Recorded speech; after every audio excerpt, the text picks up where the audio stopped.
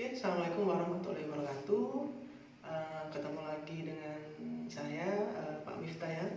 Salam sejahtera untuk kita semua. Oke, pada malam hari ini akan saya lanjutkan materi tentang bakteriologi 3 yang kemarin sudah dijelaskan sama Bu Febri tentang beberapa jenis infeksi bakteri pada ada kemarin di sistem pencernaan ya, atau gastrointestinal, ada di kulit dan lain-lainnya. Hari ini akan saya lanjutkan infeksi bakteri pada organ selanjutnya, yaitu yang akan kita pelajari di sini adalah saraf ya. Jadi ternyata saraf seseorang itu juga bisa terserang oleh bakteri. Kalau kita pernah dengar mendiang Olga Saputra, itu beliau juga terkena infeksi bakteri pada bagian selaput otaknya, atau biasanya penyakitnya dinamakan meningitis ya. Meningitis itu adalah meningitis itu adalah cairan otak, cairan selaput otak. Isnya itu biasanya dihubungkan dengan adanya infeksi. Jadi meningitis adalah suatu penyakit infeksi yang terjadi pada cairan otak, pada sistem saraf manusia ya. Jadi penyakit tersebut sangat mematikan sekali sehingga almarhum Olga sampai meninggal. Kalau kita lihat di beritanya kan seperti itulah. Yang kita pelajari hari ini adalah tentang bagaimana sih Olga kok bisa terkena meningitis, dan kalau misalkan orang-orang kok biasanya ada yang orang haji ya, kalau orang berangkat haji atau berangkat ke luar negeri ke suatu daerah itu harus suntik meningitis terlebih dahulu. Itu kenapa sih? Supaya nanti akan saya jelaskan pada materi ini ya. Oke, nanti akan ada slide-nya di samping saya, jadi kalian bisa mendengar penjelasan saya dengan juga melihat slide yang ada di samping saya, atau mungkin lagi nutupi wajah saya juga gak tahu ya, nanti akan saya tentukan. Oke, sebentar. Infeksi saraf ya, saya lanjutkan sebentar, agak error banyak ya.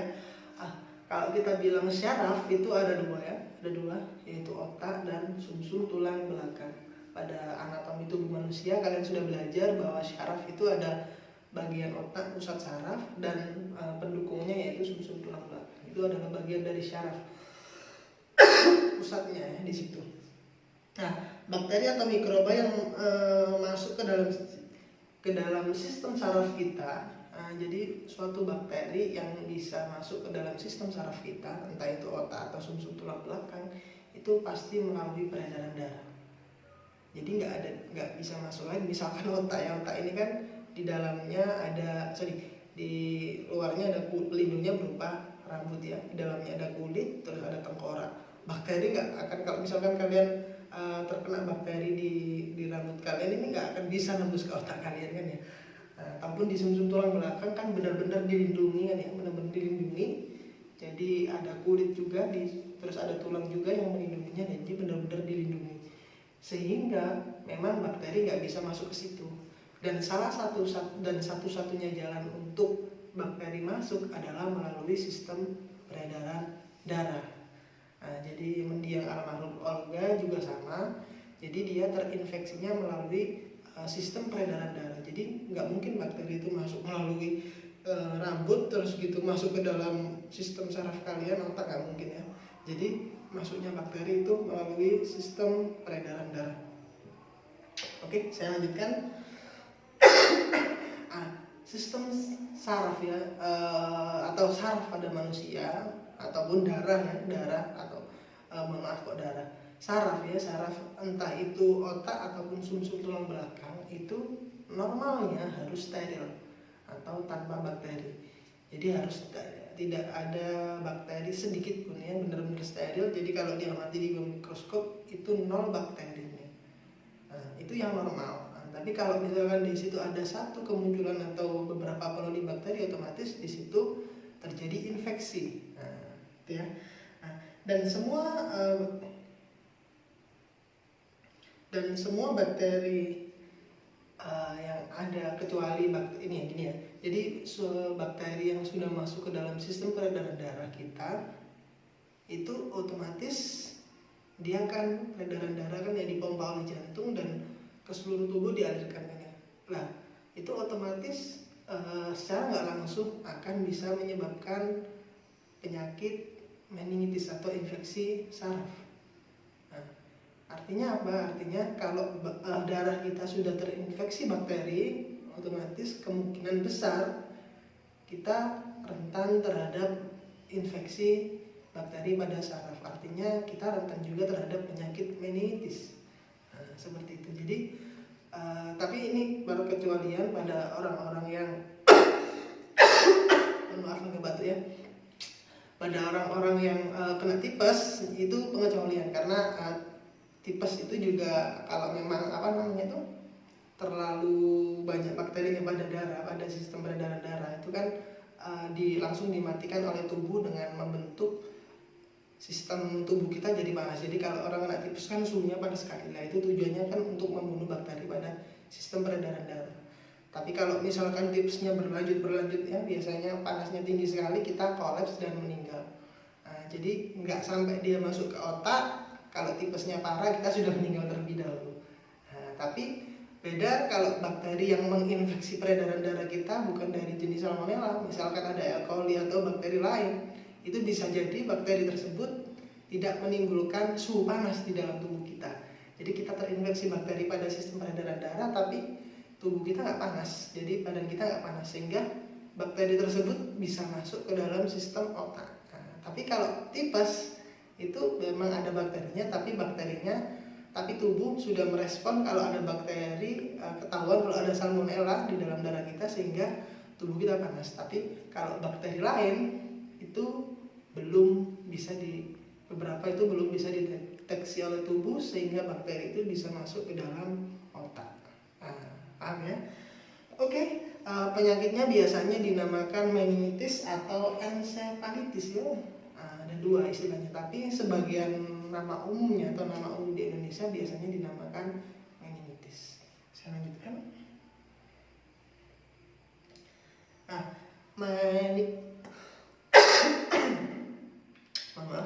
meningitis yang akan kita bahas di sini adalah meningitis. Biasanya dinamakan dengan peradangan otak.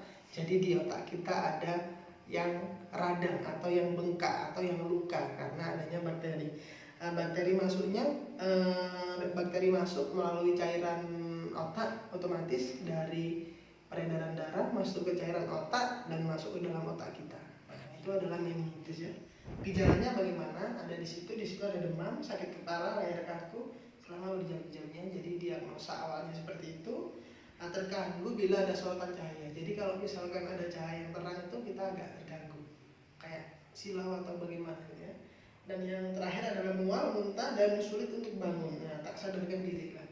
Artinya benar-benar bukan kita tidur tapi gak sadarkan diri, bukan ya. Tapi kita kayak dalam kondisi saya koma ya. Jadi karena memang adanya sistem saraf otak di dalam tubuh kita yang terganggu, jadi kita kayak koma seperti itu.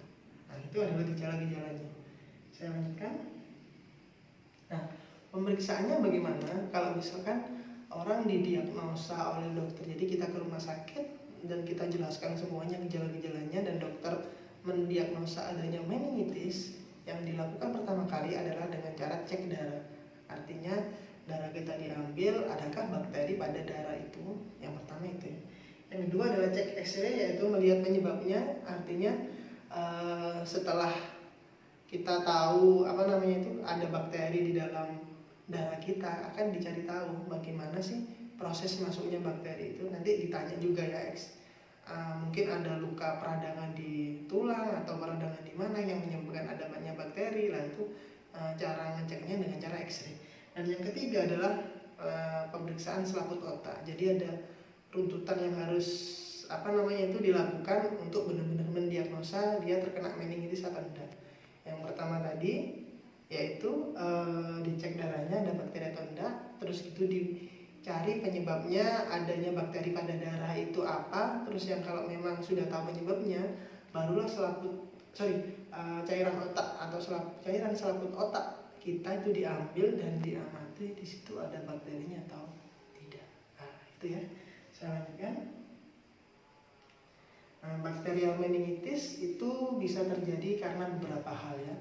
pada waktu kita batuk ya, batuk ataupun bakteri itu masuk melalui sistem pernafasan kita, biasanya mulut atau hidung ya, itu bakteri yang masuk itu bisa jadi kalau kita lihat di gambar itu ya, kalau kalian lihat di gambar itu bisa masuk melalui pada ujung sinus ini ya. Di ujung sinus ini kalau sudah terkena bakteri, bakterinya itu bisa masuk ke selaput otak kita. Jadi nanti di X-ray di sininya. Setelah dicek di darah kalian ada bakterinya, mungkin di sini di X-ray ya, diperiksa terkena sinus atau enggak. Kalau sudah terkena sinus berarti bakterinya kemungkinan masuk melalui sistem pernafasan kalian. Yang kedua mungkin bisa juga masuk melalui sistem pencernaan. Nah di situ ya. Jadi mungkin kalian batuk, yang batuk kan karena bakteri ya, entah itu TBC atau lain-lainnya. Jadi pada waktu batuk, bakteri itu sudah menyerang peradangan di daerah sini ya, toraks sini ya. Radang tersebut sampai masuk ke sistem pembuluh darah, sehingga bakteri yang harusnya ada di sistem pencernaan, di sistem tenggorokan kalian, di torak kalian yang seharusnya ada di situ, dia masuk ke sistem pembuluh darah. Kalau sudah masuk ke sistem pembuluh darah, dia juga bisa naik ke bagian otak. Itu nanti juga dicek di X-ray-nya. Kira-kira memang terjadi peradangan di bagian torak kalian, dan seperti itu ya. Oke, bisa jadi juga masuknya bakteri pada selaput otak atau penyakitnya dinamakan meningitis itu melalui telinga. Jadi bakteri, ada pernah nggak yang kena telinganya gitu sakit gitu ya? Artinya telinganya itu terjadi peradangan. Kadang-kadang kemang sekali, kadang-kadang keluar cairannya ya. Karena benar-benar terjadi peradangannya sangat berat. Bakteri yang masuk ke atau terjadinya infeksi pada daerah telinga itu juga bisa bakterinya masuk melalui, di situ ada gendang telinga. Di dalam gendang telinga itu ada sistem pusat pendengarannya. Jadi sistem saraf pusat pendengaran itu kalau sudah terinfeksi itu bisa masuk melalui gendang telinga, ditembus oleh bakterinya, kemudian masuk ke pusat saraf pendengaran. Nah, di sistem pusat saraf pendengaran itu kalau sudah masuk di sistem peredaran darahnya, bakterinya itu bisa melalui sistem peredaran darah, dia akan menuju ke bagian otak. Jadi untuk secara umum meningitis itu bisa disebabkan oleh 3 saluran yang ada di dalam tubuh kita, di kepala kita ya, melalui hidung, melalui mulut, atau melalui telinga. Meningitis. Jadi separuh dari badan kita ini kan yang bagian atas ini kan daerah kepala kan ya, otomatis kalau terjadi peradangan pada beberapa daerah tersebut, sangat cepat sekali sistem peredaran darahnya menuju ke otak. Beda kalau misalkan yang terjadi luka misalkan di sini ya, di kulit kalian terjadi luka, terjadi infeksi, ada bakterinya. Sebelum bakteri ini masuk ke sistem peredaran darah itu sudah dibunuh oleh sel darah putih yang ada di sini. Jadi sebelum dia masuk ke atas itu sudah dibunuh. Tetapi kalau infeksinya ada di dekat kepala, di sistem saraf, otomatis kan sangat cepat sekali perjalanannya, masuknya ke sistem saraf otak kita kan sangat cepat sekali, seperti itu ya. Oke, saya lanjutkan lagi.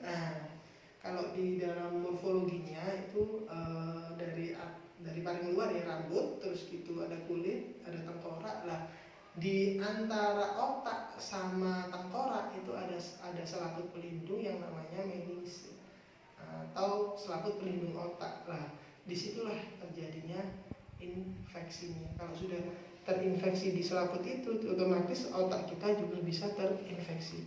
Kalau sudah bagian otak terinfeksi oleh bakteri, otomatis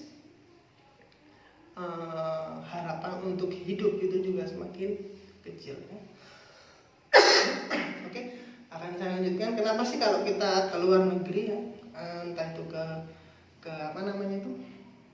ke Mekah atau ke Arab Saudi atau ke beberapa luar negeri, kita diharuskan suntik meningitis ya. Artinya kita diberi antibiotik terlebih dahulu sebelum kita berangkat ke luar negeri. Artinya di luar negeri itu memang sangat rentan sekali bakteri-bakteri yang bisa menginfeksi sistem pernafasan yang melalui mulut ataupun hidung, itu bisa masuk ke dalam tubuh kalian. Lah untuk mencegah hal tersebut, otomatis orang tersebut harus disuntik terlebih dahulu ya, namanya suntik meningitis. Maaf ya, agak batuk. Kalau nggak salah harganya sekitar 500.000 ya. Kalau kalian pergi umroh pasti harus melakukan suntik itu dulu. Oke, itulah penjelasan tentang sistem infeksi sistem saraf pada manusia. Jadi penyakitnya namanya adalah meningitis. Mungkin ada pertanyaan atau yang kurang dimengerti akan kita lanjutkan nanti pada pembelajaran online-nya langsung ya. Jadi silakan dilihat videonya dulu. Nanti setelah dilihat, kalau kurang paham kita akan ajukan pertanyaan. Kita ajukan tanya jawab secara online. Jadi waktunya lebih efisien. Setelah itu nanti setelah melihat video ini dan tanya jawab akan saya adakan satu anak nanti akan saya kasih satu pertanyaan. Jadi kalau memang dia bisa menjawab, otomatis dia bisa lolos ya. Artinya nanti kita kan pertemuan online nih ya, banyak orang ya. Jadi kalau misalkan ada 11 orang masuk ke dalam satu grup, tanya jawab, setelah tanya jawab akan saya tanya satu persatu tentang materi infeksi saraf ya. Kalau bisa menjawab, misalkan Ricky, saya tanya ya, Ricky gini apa, terus Ricky bisa menjawab, otomatis Ricky lolos dan bisa di off kan saluran bersamanya. Jadi nanti akan saya beri satu persatu pertanyaan kepada kalian. Oke? Sekian dulu dari saya. Kita ketemu lagi mungkin di video selanjutnya tentang infeksi urogenital dan infeksi saluran kemih. Oke? Selamat malam, salam sejahtera, assalamualaikum warahmatullahi wabarakatuh.